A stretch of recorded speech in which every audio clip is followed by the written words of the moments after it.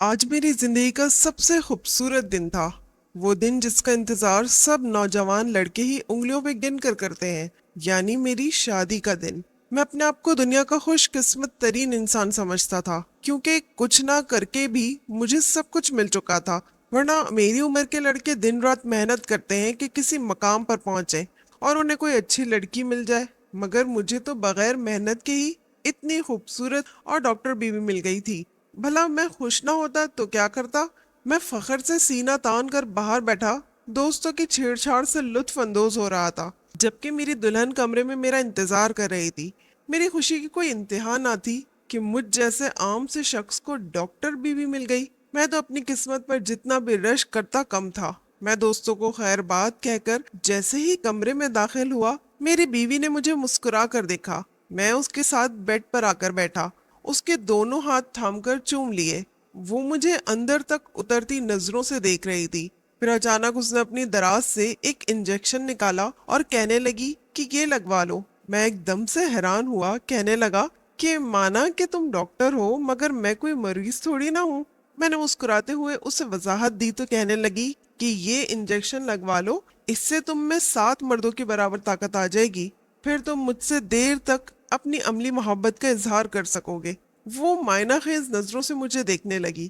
میں تو اس کی بے باکی پر حیران تھا اور دل ہی دل میں خوش بھی ہو رہا تھا، کیونکہ لڑکیاں تو شرمیلی ہوتی ہیں، ان باتوں کا اظہار نہیں کر سکتی، مگر میری بیوی کافی بے باک تھی۔ میں نے بھی کہا کہ اچھا ٹھیک ہے، تم ڈاکٹر ہو، تمہیں زیادہ پتا ہوگا۔ یہ کہتے ساتھ ہی میں نے اپنا بازو آگے کیا تو اس نے مجھے انجیکشن لگا دیا، جس کے لگاتے ساتھ ہی میری آنکھیں ایک دم بوجھل ہونے لگی اور مجھ پر خمار سا چڑھ گیا۔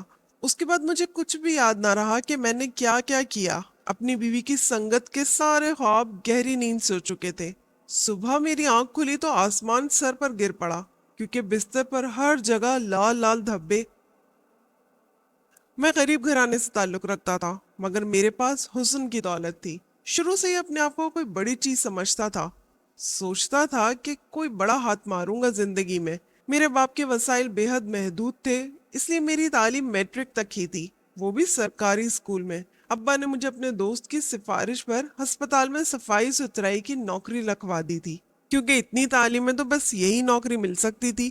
میں نے بھی اسے غنیمت سمجھا تاکہ ابا کا کچھ بوجھ تو بانٹ سکوں، مگر جب جب میں جھاڑو پوچھا پکڑ کر اسپتال کا فرش صاف کرتا تو میری انا اور عزت نفس پر کاری ضرب لگتی تھی، اور اکثر ہی مجھے اسپتال کے عملے سے ڈانٹ بھی کھانی پڑ جاتی تھی۔ میں جو نہ جانے کیسے کیسے خواب سجا کر شہر آیا تھا، ایک دم سے ڈسٹ بن میں پھینک دیے۔ میں ایک خوبصورت نوجوان تھا، مجھے یہ نوکری بالکل بھی سوٹ نہیں کرتی تھی، مگر میری مجبوری تھی، اس لیے ان کی کڑوی کسیلی سننا پڑتی تھی۔ وہ ایک سرکاری ہسپتال تھا اور ہر روز کی طرح آج بھی میں ایک ڈاکٹر کے آفس کی صفائی کر رہا تھا۔ وہ لیڈی ڈاکٹر روزانہ 3 بجے آتی تھی اور اپنے آفس میں 5 بجے تک بیٹھ کر چلی جاتی تھی۔ مجھے تو حیرت ہوتی تھی کہ یہ ڈاکٹر لوگ اتنی بڑی بڑی ڈگریاں لے کر بھی بس آفس میں بیٹھ کر چلے جاتے تھے، اور مریض بیچارے باہر گرمی میں خوار ہوتے تھے۔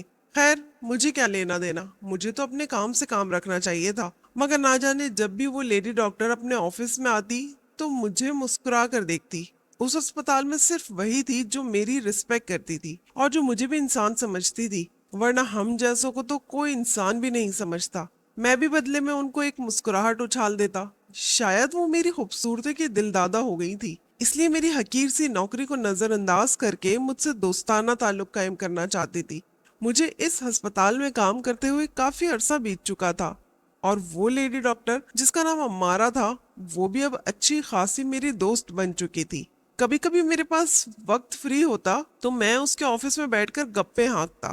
اس نے مریضوں کو تو دیکھنا نہیں ہوتا تھا، اس لیے اپنا ہاتھ تھوڑی کے نیچے جما کر مجھے محویت سے دیکھتی اور سنتی رہتی، اور مسکرا کر میری باتوں کا جواب دیتی، جیسے اسے میری باتیں لطف دیتی تھیں۔ پہلے پہلے مجھے لگتا تھا کہ ہمارا تعلق دوستی کی حد تک ہے، کیونکہ میں بھی پیش قدمی کرنے سے ڈرتا تھا۔ آخر کو وہ ایک بڑی ڈاکٹر تھی، بھلا مجھ جیسے ٹٹ پونچیے سے وہ اپنا دل کیوں لگائے گی؟ مگر ایک دن جب اس نے مجھ سے اظہار محبت کیا تو میں سکتے میں آ گیا۔ مجھے لگا شاید میں کوئی خواب دیکھ رہا ہوں، مگر جب اس نے سنجیدگی کی حالت میں مجھ سے شادی کی بات کی تو میں بالکل ہی لاجواب ہو گیا۔ میرے لیے تو یقین کرنا ہی مشکل تھا کہ کہاں ایک 70ویں گریڈ کی ڈاکٹر اور کہاں ایک خامروب۔ مگر کہتے ہیں کہ عشق میں بڑے بڑوں کی مت ماری جاتی ہے، شاید اسے بھی مجھ سے محبت ہو چکی تھی۔ میں نے اس موقع کو غنیمت سمجھا اور اس کی پیش قدمی پر ہاں بول دی۔ مگر میں نے اسے کہا تھا کہ میں تمہیں ایک اچھا گھر نہیں دے سکتا، میرے وسائل بہت ہی محدود ہیں، میں تو اپنا خرچہ ہی بڑی مشکل سے اٹھاتا ہوں۔ تو کہنے لگی کہ اس بات کی فکر تم مجھ پر چھوڑ دو، وہ سب میں مینج کر لوں گی۔ اس نے تو میری ساری پریشانیوں کا حل خود ہی ڈھونڈ لیا تھا۔ میں ایک دم سے ہلکا پھلکا ہو گیا تھا۔ یہ سچ تھا کہ جب سے میں نے اسے دیکھا تھا مجھے اس سے محبت ہو گئی تھی۔ اگر شروع میں وہ کافی زیادہ خاموش اور سنجیدہ رہتی تھی، اس کے ساتھی ڈاکٹرز کا کہنا تھا کہ یہ کافی زیادہ جھگڑالو عورت ہے، غصے کی بڑی تیز ہے، ہر وقت غصہ اس کی ناک پر رہتا ہے۔ مگر مجھے تو ایسا کبھی محسوس نہیں ہوا تھا کہ وہ غصے کی تیز ہے، کیونکہ وہ مجھ سے جب بھی بات کرتی تھی بڑے مسکرا کر اور اچھے انداز میں بات کرتی تھی۔ میں جب بھی اس کے آفس کی صفائی کر کے باہر جاتا تھا تو بڑا ہی افسردہ ہو جاتا تھا، مجھے اپنی اوقات یاد آنے لگتی تھی۔ میں جانتا تھا کہ میں کس گھرانے سے تعلق رکھتا ہوں۔ وہ مخمل تھی اور میں ٹاٹ۔ مخمل میں ٹاٹ کا پیوند بھلا تھوڑی نہ جچتا ہے۔ مگر جب اس نے مجھ سے دوستی میں پہل کی تھی تو میں حیران ہوا تھا کہ بھلا میں کہاں اور وہ کہاں۔ ہماری دوستی کے قصے اسپتال کے دوسرے عملے تک بھی پہنچ گئے تھے۔ اب وہ مجھے بڑے معنی خیز نظروں سے دیکھتے تھے، حقارت سے نہیں بلکہ حیرت سے دیکھتے تھے، اور میرا سینہ فخر سے چوڑا ہو جاتا تھا۔ ایک ڈاکٹر کی میرے جانب پیش قدمی کر لینے سے میری حیثیت بالکل ہی بدل کر رہ گئی تھی، اور میرے لیے تو اتنا ہی کافی تھا کہ وہ مجھے مسکرا کر بلا لیتی ہے۔ دوستی کا ہاتھ بڑھا لیا تھا۔ مگر جب ایک دن اس نے مجھ سے شادی کے لیے بات کی تو میں بالکل سکتے میں آ گیا تھا، اور کچھ دیر تو بالکل ہونکوں کی طرح اسے دیکھتا رہا جیسے یہ سب مذاق ہو اور ابھی وہ مجھے میری اوقات یاد دلا دے گی۔ مگر وہ بالکل سنجیدگی سے مجھے دیکھ رہی تھی، جیسے میرے جواب کا انتظار کر رہی ہو۔ مجھے بھلا اور کیا چاہیے تھا؟ اندھا کیا چاہے دو آنکھیں۔ میں نے اس کی پیش قدمی کو دل و جان سے قبول کر لیا تھا۔ اب تو مجھے اس اسپتال میں صفائی کا کام بھی نہ کرنا پڑتا، بلکہ جتنا وہ کماتی تھی ہم تو دونوں بیٹھ کر آرام سے کھا سکتے تھے۔ امارا مجھ سے عمر میں بڑی تھی، اس کی عمر 30 سال سے اوپر تھی، کیونکہ ڈاکٹر بنتے بنتے بھی کئی سال لگ جاتے ہیں، اور میں تو ابھی نوجوان سا تھا، بامشکل 20 سال کا۔ پھر بھی جب محبت ہو جائے تو عمر کا تضاد ختم ہو جاتا ہے، اس لیے میں نے امارا سے شادی کر لی۔ ہماری شادی سادگی سے ہوئی تھی، جس میں اس کے چند کولیگز ڈاکٹرز اور میرے چند دوست احباب شامل تھے۔ اس کو سرکار کی طرف سے شہر میں ہی ایک گھر ملا تھا، اس میں ہم نے اپنی نئی زندگی کی شروعات کرنی تھی۔ مجھے تو اپنی قسمت پر جتنا بھی رشک آتا کم تھا۔ بیٹھے بٹھائے مجھے سونے کی چڑیا مل گئی تھی۔ میرے دوست مجھ سے چھیڑ چھاڑ کر رہے تھے، کہنے لگے کہ تیری تو نکل پڑی ہے، ہمیں بھی کوئی اس طرح کا آئٹم ڈھونڈ دو، اور میں ان کی باتوں پر ہنس رہا تھا، کہہ رہا تھا کہ ہر کسی کی قسمت میری جیسی تھوڑی نہ ہوتی ہے۔ کافی دیر تک ہنسی مذاق چلتا رہا۔ اب میں بے چینی سے اپنی بیوی کے پاس جانے کو بےتاب تھا، مگر میرے دوست میری جان نہیں چھوڑ رہے تھے۔ میں تو آج اس کے حسن میں ڈوبنا چاہتا تھا، اپنی ساری محبت اس پر عیاں کر دینا چاہتا تھا۔ آخر کار میرے دوستوں کو مجھ پر رحم آ گیا اور وہ مجھے بیسٹ آف لک بول کر رخصت ہو گئے، اور میں بے تابی سے کمرے میں داخل ہوا اور دروازہ لاک کر دیا۔ امارا مجھ سے بھی زیادہ بے چینی سے میرا انتظار کر رہی تھی۔ آج تو ہماری محبت کے اظہار کی رات تھی۔ میں جیسے ہی اس کے پاس آ کر بیٹھا، وہ ایک دم سے شرمانے لگی۔ وہ عمر میں مجھ سے کافی زیادہ بڑی تھی، مگر میک اپ میں بہت چھوٹی چھوٹی لگ رہی تھی، اور بالکل موم کی گڑیا جیسی۔ میں اسے چھونا چاہتا تھا، اپنی محبت کا اظہار کرنا چاہتا تھا۔ اس سے پہلے کہ میں اس کے حسن کو خراج تحسین پیش کرتا، اس نے ساتھ والی دراز میں سے ایک انجیکشن نکالا۔ میں ایک دم سے گھبرا گیا اور مسکرا کر اس سے پوچھنے لگا، ڈاکٹر صاحبہ میں آپ کا مریض نہیں بلکہ شوہر ہوں، اور مجھے کوئی بیماری نہیں ہے، پھر یہ انجیکشن کیوں نکال رہی ہو؟ کہنے لگی کہ یہ انجیکشن طاقت کا انجیکشن ہے، لگتے ساتھ ہی تم میں 7 مردوں کے برابر طاقت آ جائے گی، اور تم دیر تک اپنی محبت کا عملی اظہار مجھ سے کر سکو گے۔ مجھے اچھا لگے گا اگر تم یہ لگوا لو۔ اس نے اتنی معصومیت سے مجھے کہا کہ میں اس کی بے باکی پر حیران بھی ہوا۔ وہ کافی زیادہ بولڈ تھی، حالانکہ شادی کی پہلی رات کی دلہن تو شرمائی شرمائی سی رہتی ہے۔ میں دل میں خوش ہوا کہ اچھا ہے، کافی میچور لڑکی ہے۔ میں نے اپنا بازو آگے بڑھا دیا اور کہا کہ میں آج جی بھر کر تم سے محبت کا اظہار کرنا چاہتا ہوں، اس لیے بلا جھجک لگا دو۔ اور उसने जैसे ही मुझे इंजेक्शन लगाया, थोड़ी देर के बाद मेरा सर भारी भारी होने लगा और मेरी आंखों पर ऐसा खुमार चढ़ने लगा कि उनके सामने अंधेरा सा छाने लगा। इससे पहले कि मैं उससे कोई बात पूछता, एकदम से मैं बेड पर गिर सा गया। उसके बाद मुझे कुछ होश नहीं रहा था कि मैं कहाँ हूँ और क्या कर रहा हूँ। सुबह जब मेरी आंख देर से खुली तो मैंने बामुश्किल अपने चकराते सर को हाथ में पकड़ा और अम्मारा को इधर उधर तलाश किया, क्योंकि वो कमरे में मौजूद नहीं थी। मैं अभी तक समझने से कासिर था कि उसने मुझे वो इंजेक्शन क्यों लगाया, क्योंकि मेरे जिस्म से तकलीफ की टीसें उठ रही थी। अचानक ही वो कमरे में दाखिल हुई। उसके हाथ में चाय का एक कप था। वो मेरे पास आकर बैठ गई। उसके गीले बालों से कतरे उसके कपड़ों को भिगो रहे थे। मैं बड़ी महवियत से उसे देख रहा था। वो मेरी तरफ मोहब्बत से देखकर बोली कि ये चाय पी लो, यकीनन तुम्हारा सर दर्द कर रहा होगा, क्योंकि रात को तुमने काफी ज्यादा मुशक्कत की है। और मैं हैरान था कि मुझे कुछ याद क्यों नहीं। मैंने कहा, क्या मतलब? मुझे तो कुछ भी याद नहीं। शायद मैं बेहोश हो गया था। आखिर तुमने मुझे वो इंजेक्शन क्यों लगाया? कहने लगी कि आप मुकम्मल होश में थे, बस आपके दिमाग पर इस कदर मोहब्बत का खुमार चढ़ा था कि कुछ होश ना रहा। ये कहकर वो शर्माने लगी और मैं ना चाहते हुए भी इसकी बात पर यकीन करने लगा। भला वो मुझसे झूठ क्यों बोलेगी? अब तो ऐसा रोज होने लगा था। मैं जब भी उसके करीब जाने की कोशिश करता, वो मुझे एक इंजेक्शन लगा देती। मैंने कई बार उसे रोकने की कोशिश की कि मैं मुकम्मल होशो हवास में तुम्हें महसूस करना चाहता हूँ, मगर वो मेरी बात नहीं सुनती थी। कहती थी कि ये ताकतवर इंजेक्शन है। मगर ना जाने में दिन ब दिन मैं कमजोर क्यों होता जा रहा था। मेरी समझ में कुछ भी नहीं आ रहा था, क्योंकि मुझे उसकी संगत का एक लम्हा भी याद नहीं था और मैं अब बाकायदा झुंझलाने लगा था। मगर मैं एक बेरोजगार शौहर था। अगर अपनी बीवी से कोई भी एतराज करता तो वो शायद मुझे अपने घर से भी निकाल देती, क्योंकि उस इंजेक्शन के अलावा उसका रवैया मेरे साथ बिल्कुल ठीक था। हमारा कभी भी झगड़ा नहीं हुआ था। उसने कभी एक दिन भी नागा नहीं किया था। वो रोजाना मुझे इंजेक्शन लगाती थी और मैं दिन ब दिन कमजोर होता जा रहा था। अब तो सूख कर हड्डियों का ढांचा बनता जा रहा था। एक दिन गांव से मेरी अम्मा मेरा हालचाल पूछने आई तो मुझे देखकर सकते में रह गईं। उन्होंने अपने मुंह पर हाथ रख लिया। कहने लगी, फैसल मेरे बच्चे, तुमने अपनी शक्ल क्या बना ली है? तुम्हारी सेहत किस कदर गिर चुकी है। इससे तो अच्छा था कि तुम गांव में ही रह लेते। हम रूखी सूखी तुम्हें खिला रहे थे, मगर तुम फिर भी तवाना मर्द थे। इस डॉक्टर के चक्रों में पड़कर तुम पहले से भी गए और मैंने पहली बार अम्मा की बात को सीरियस लिया था। आखिर क्या चक्कर था?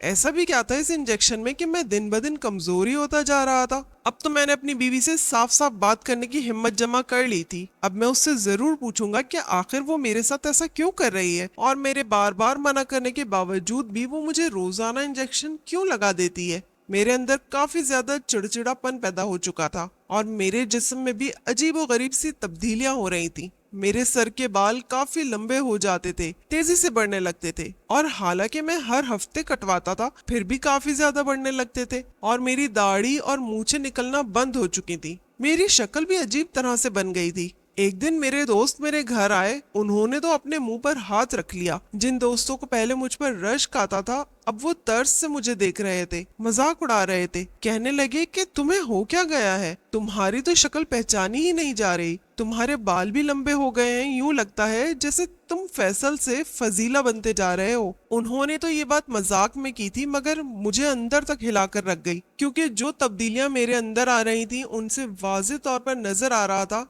कि वो इंजेक्शन आखिर किस चीज का है। उस औरत ने तो मुझे बर्बाद करके रख दिया था। मेरा दोस्त मेरा खूब मजाक उड़ाकर जा चुके थे और मैं एकदम से सख्ते में रह गया। खुद को आईने में दोबारा से देखा तो उनकी बात में अब कोई शक व शुबा नहीं था कि मैं क्या से क्या बनता जा रहा हूँ। और आखिर इस डॉक्टर का मुझसे शादी करने का क्या मकसद था? अम्मारा अपने हॉस्पिटल में ड्यूटी पर गई थी। अब मैं किसी सूरत भी उसके जाल में नहीं फंसने वाला था। मैं जिस कदर बर्बाद हो चुका था, अब मजीद नहीं हो सकता था। मैं फौरन से हॉस्पिटल गया और अपने कुछ टेस्ट करवाए, और उन टेस्ट के रिजल्ट्स में जो बात मेरे सामने आई वो मुझे अंदर तक हिला कर रख गई थी। मुझे फौरन से अपने दोस्तों का वो तंज याद आने लगा जो उन्होंने मुझसे किया था। वो वाकई सच कह रहे थे, क्योंकि मैं बहुत ज्यादा बदल चुका था अंदर बाहर से। और रिपोर्ट्स में वाज़े लिखा था कि अम्मारा का उस इंजेक्शन लगाने का क्या मकसद था। अब तो किसी शक शुबे की कोई गुंजाइश ही नहीं बचती थी। उसने तो मेरी जिंदगी को बर्बाद करके रख दिया था। میں جو اپنے آپ کو دنیا کا خوش قسمت ترین انسان سمجھتا تھا، اس کی سنگت میں آنے کے بعد اب اپنے آپ کو بد قسمت ترین انسان سمجھنے لگا، کیونکہ اس نے تو مجھ سے میری شناخت ہی چھین لی تھی۔ میں سر پکڑ کر کئی لمحے وہاں پر بیٹھا رہا۔ اس نے میری معصومیت کا کس قدر فائدہ اٹھایا تھا، اور وہ کتنی چالاک ڈاکٹر تھی، مگر آخر اس نے میرے ساتھ یہ گھناؤنا مذاق کیوں کیا؟ یہ ایسا سوال تھا جو میرے اندر چیخ رہا تھا، چلا رہا تھا اور جواب کا منتظر تھا، مگر میں جانتا تھا کہ جواب صرف وہی دے سکتی ہے۔ میں مرے ہوئے قدموں سے گھر پلٹ گیا۔ رپورٹس میرے ہاتھ میں تھیں۔ میرا دل چاہ رہا تھا کہ میں راستے میں نہر سے کود کر اپنی جان دے دوں، کیونکہ میری زندگی بالکل بیکار تھی، مگر میں مرنے سے پہلے اپنے سارے حساب چکتا کرنا چاہتا تھا۔ شام سے رات ڈھل گئی۔ لاؤنج میں مکمل اندھیرا تھا اور میں صوفے پر نیم دراز سا لیٹا تھا، اپنی زندگی کے خسارے اپنی انگلیوں پر گن رہا تھا۔ اچانک دروازہ کھلنے کی آواز آئی اور وہ اندر داخل ہو چکی تھی۔ میں نے تمام انتظامات پہلے سے ہی کر لیے تھے۔ جب اس نے لاؤنج کی لائٹ جلائی تو مجھے تشویش کے عالم میں دیکھنے لگی۔ میرے قریب آئی، میرے ماتھے پر ہاتھ رکھا، کہنے لگی کہ کیا ہوا ہے فیصل، تمہاری طبیعت تو ٹھیک ہے؟ اور یہ میز پر رپورٹس کیسی ہیں؟ میں بس خاموشی سے اس کی آنکھوں میں آنکھیں ڈال کر دیکھ رہا تھا۔ میں نے کہا کہ خود ہی دیکھ لو کہ میرے اندر کس قدر طاقت آ چکی ہے۔ میں نے اس سے طنز میں کہا تو وہ میری بات سن کر ایک دم چونک سی گئی۔ اس نے جیسے ہی رپورٹ پکڑ کر پڑھنی شروع کی، اس کے چہرے کا رنگ لٹھے کے مانند سفید پڑتا چلا گیا۔ میں قدم قدم اٹھ کر اس کے سامنے آیا، اسے دونوں کندھوں سے پکڑ کر جھنجھوڑ ڈالا۔ میں نے کہا کہ دیکھو، میری آنکھوں میں دیکھو، میرے چہرے پر تم نے کیا حشر کر ڈالا ہے میرا۔ تمہارا کیا بگاڑا تھا میں نے کہ تم نے مجھ سے میری مردانہ شناخت ہی چھیننے کی کوشش کی؟ اگر اب بھی میں ٹیسٹ نہ کرواتا تو تم تو اپنی کامیابی کے قریب تر تھی۔ آخر تم نے میرے ساتھ ایسا کیوں کیا؟ اور وہ ایک دم سے رپورٹس کو پھاڑنے لگی، کہنے لگی کہ میں نے جب تمہیں پہلی بار دیکھا تو مجھے تم سے محبت ہو گئی تھی۔ میں نے دل میں اس بات کا اظہار کیا کہ کاش تم ایک عورت ہوتے، کیونکہ مجھے مردوں سے زیادہ عورتوں میں دلچسپی ہے، اس لیے میں نے تم سے شادی تو کر لی، مگر میں چاہتی تھی کہ تم ایک عورت بن جاؤ۔ اور ویسے بھی ہم ڈاکٹرز آج کل ایکسپیریمنٹس کر رہے ہیں، خاص طرح کا انجیکشن روز لگانے پر مرد میں ایسی تبدیلیاں آ جاتی ہیں کہ بغیر سرجری کے ہی ایک مرد عورت میں بدل جاتا ہے۔ اگر میرا یہ تجربہ کامیاب ہو گیا تو بغیر کسی سرجری کے ہی جنس کو بدل سکتے ہیں۔ وہ اس قدر بے شرمی سے اپنے گناہ کا اعتراف کر رہی تھی اور میں زمین میں گرتا چلا جا رہا تھا کہ میں نے کس قدر گھٹیا عورت سے شادی کی ہے جو خدا کی بنائی ہوئی مخلوق میں رد و بدل کرتی ہے، کیونکہ مجھے تو وہ ایک عام ڈاکٹر لگی تھی کہ لوگوں کو آپریشن کر کے ان کو ٹھیک کرتی ہے،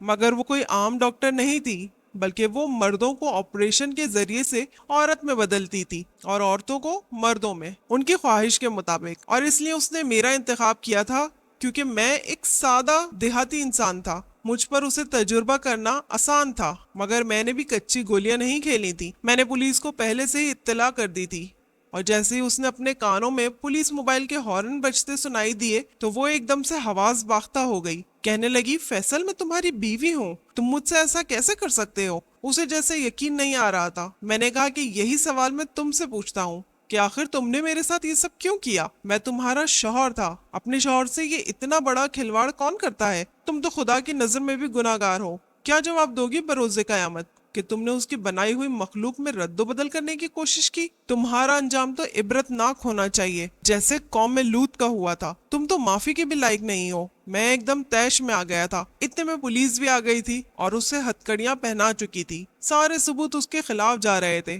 اور میں سب سے بڑا گواہ تھا۔ نہ جانے کتنے معصوم لوگوں کو اس نے اپنے تجربے کی نظر کیا تھا۔ یہ تو شکر تھا کہ مجھے وقت سے پہلے ہی علم ہو گیا تھا اور میں بچ گیا تھا، مگر میرے جسم کے اندر جو ہارمونل تبدیلیاں اس کے انجیکشنز کی بدولت آ چکی تھی، ان کو واپس نارمل کرنے کے لیے مجھے ڈاکٹر سے اسپیشل ٹریٹمنٹ لینا پڑا تھا، جس پر کافی خرچہ بھی آ گیا تھا، مگر میں نے شکر ادا کیا تھا کہ میری جان بچ گئی اور میری شناخت مجھ سے نہیں چھین گئی۔ میں نے اس کے عملے کے دوسرے ساتھیوں کو بھی گرفتار کروا دیا تھا جو یہ گھناؤنا کام مل کر کر رہے تھے، کیونکہ یہ ڈاکٹروں کا ایک پورا گینگ تھا جو اس طرح کے تجربات کر کے مردوں کو عورتوں میں بدل رہے تھے۔ ہسپتال کے اندر ایک خفیہ وارڈ تھی جہاں پر یہ گھناؤنا کام کیا جاتا تھا اور لاکھوں روپے بٹورے جاتے تھے۔ نہ جانے وہ کیسے لوگ ہیں جو اب اپنی ہی شناخت بدلنے کے لیے اس طرح کے آپریشن کرواتے ہیں، کیونکہ یہ سب کروانے سے نہ وہ عورت رہتے ہیں اور نہ ہی مرد، اور یہ عمل اس قدر تکلیف دہ ہوتا ہے کہ اسے واپس پلٹنا ناممکن ہو جاتا ہے۔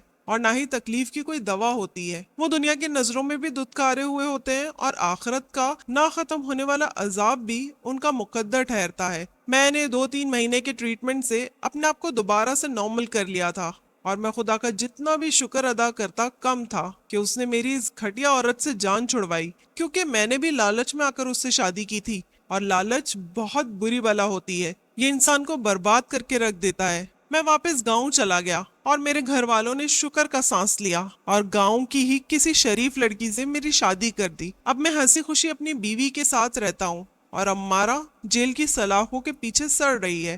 آخر میں آپ سب سے کہنا چاہتا ہوں کہ کوئی بھی زندگی میں ایسا کام نہ کریں جس سے آپ کو خدا کی نظروں میں رسوائی کا سامنا کرنا پڑے اور دنیا میں بھی ضلالت آپ کا مقدر ہو۔